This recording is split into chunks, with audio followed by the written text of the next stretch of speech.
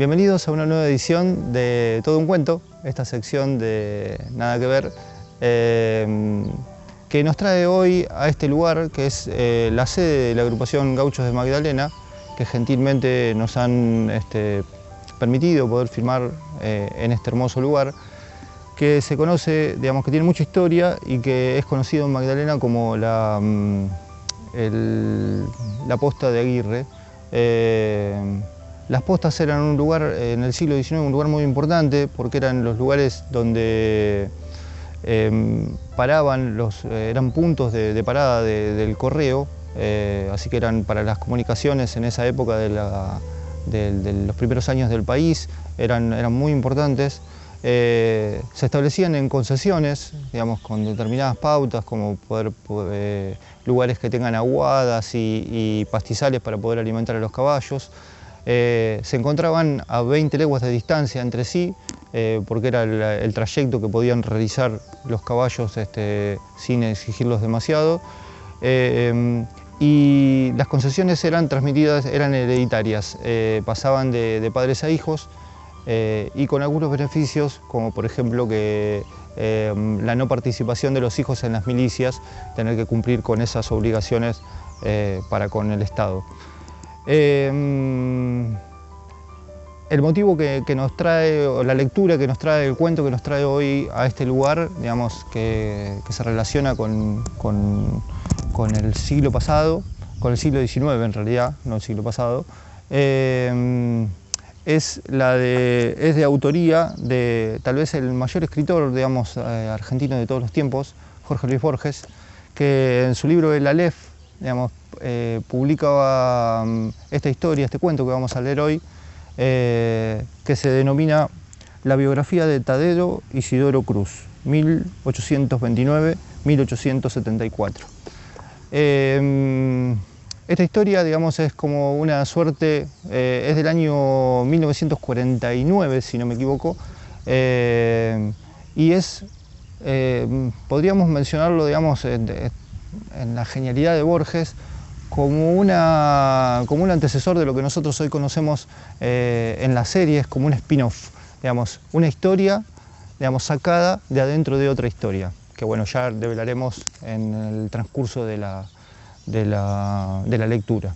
Entonces, vamos a empezar con este cuento de Borges, biografía de Tadeo Isidoro Cruz.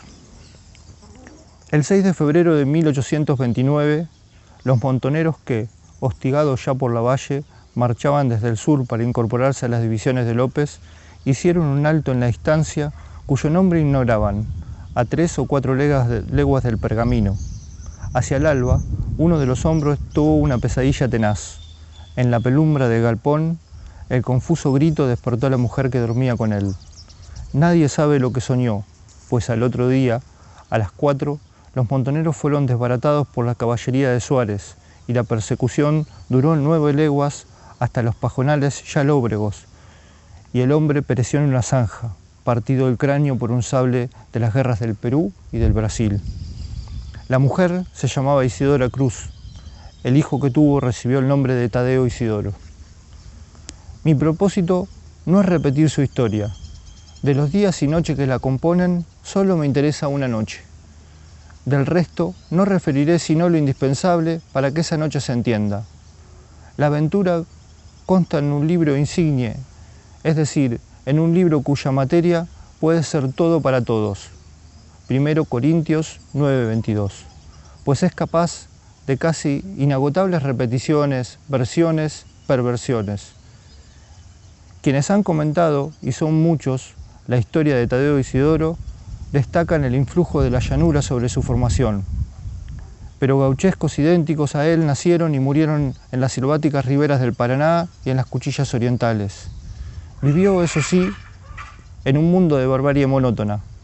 Cuando en 1874 murió de una viruela negra, no había visto jamás una montaña, ni un pico de gas, ni un molino. Tampoco una ciudad. En 1849 fue a Buenos Aires con una tropa del establecimiento de Francisco Xavier Acevedo. Los troperos entraron a la ciudad para vaciar el cinto. Cruz, receloso, no salió de la fonda en el vecindario de los Corrales. Pasó ahí muchos días, taciturno, durmiendo en la tierra, mateando, levantándose al alba, recogiéndose la oración. Comprendió, más allá de las palabras y aún del entendimiento, que nada tenía que ver con él la ciudad. Uno de los peones borracho se burló de él. Cruz no le replicó, pero en las noches del regreso, junto al fogón, el otro menudeaba las burlas, y entonces Cruz, que antes no había demostrado rencor ni siquiera desgusto, lo tendió de una puñalada. Prófugo hubo de guarnecerse en un fachinal.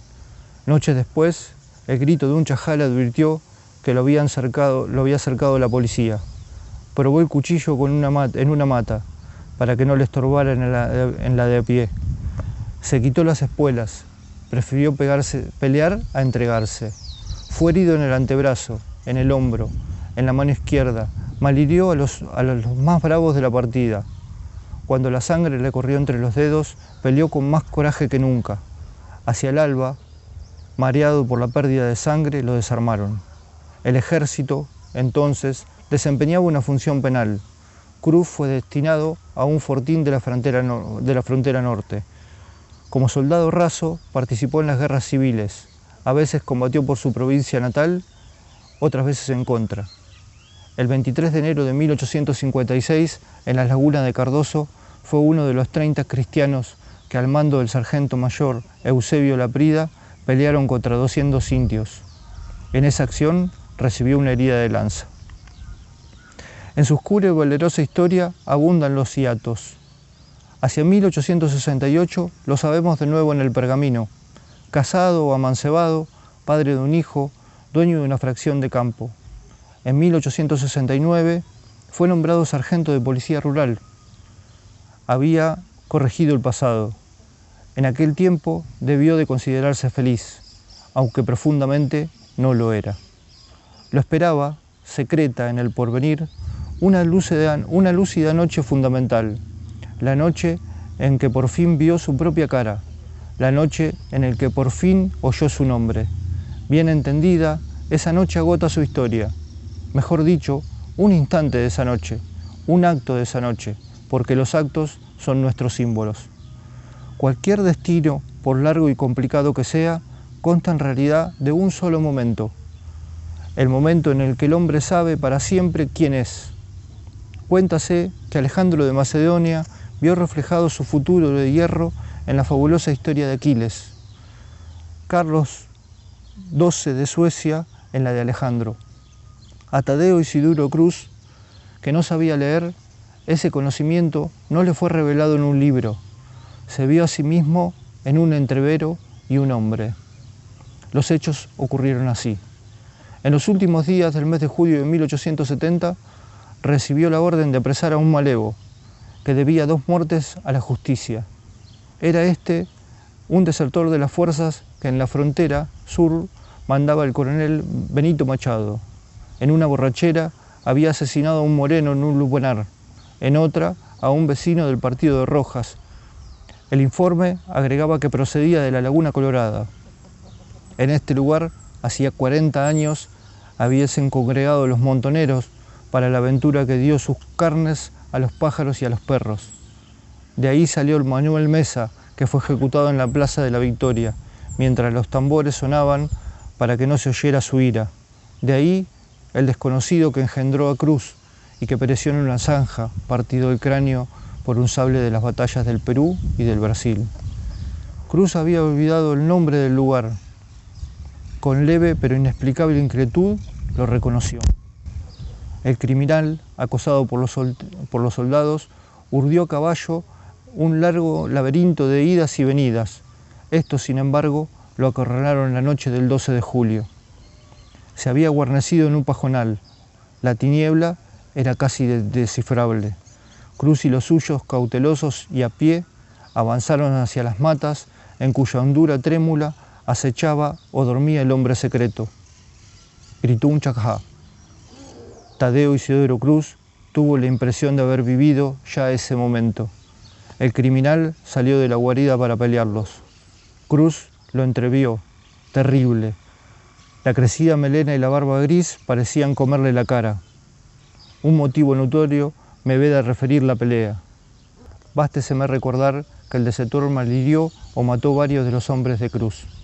Este, mientras combatía en la oscuridad, mientras su cuerpo combatía en la oscuridad, empezó a comprender. Comprendió que un destino no es mejor que otro, pero que todo hombre debe acatar el que lleva adentro. Comprendió que las jinetas y el uniforme ya le estorbaban.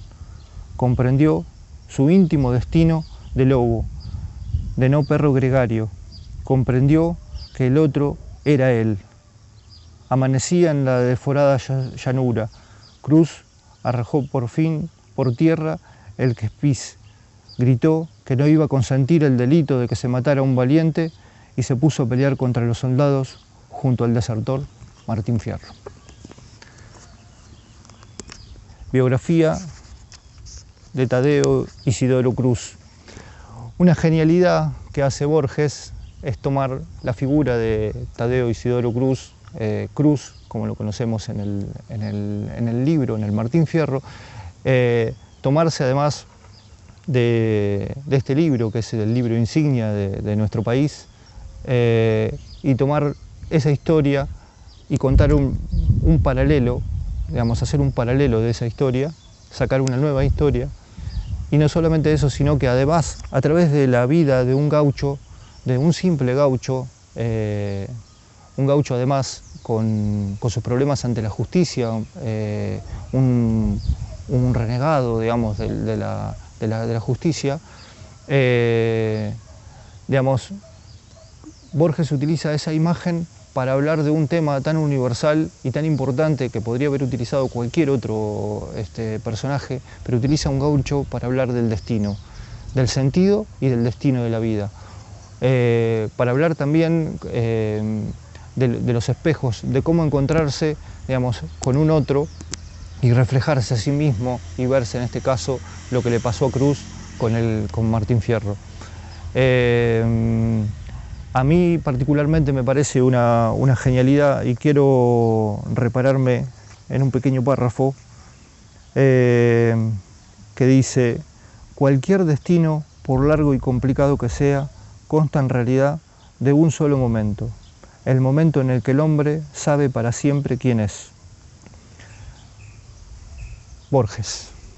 Nos vamos a seguir encontrando con este escritor que es, como decía al principio, el mejor escritor, digamos, que ha tenido la Argentina. Y nos vamos a seguir encontrando con historias, porque con historias que tienen que ver con gauchos, con la fascinación que tenía Borges por el campo. Y nos vamos a seguir encontrando con estas historias porque forman parte también de nuestro lugar, digamos. Magdalena siempre fue un lugar relacionado con la cultura, digamos, con la identidad de nuestro país, y los gauchos, justo, digamos, hoy estamos en el lugar en la sede de los gauchos de Magdalena, digamos, tienen que ver con exactamente eso, con la identidad nuestra, con nuestro lugar, que es lo que nosotros de alguna manera queremos mostrar también a través de las imágenes y los lugares y los cuentos que leemos. Los espero en la próxima y muchas gracias por seguirnos.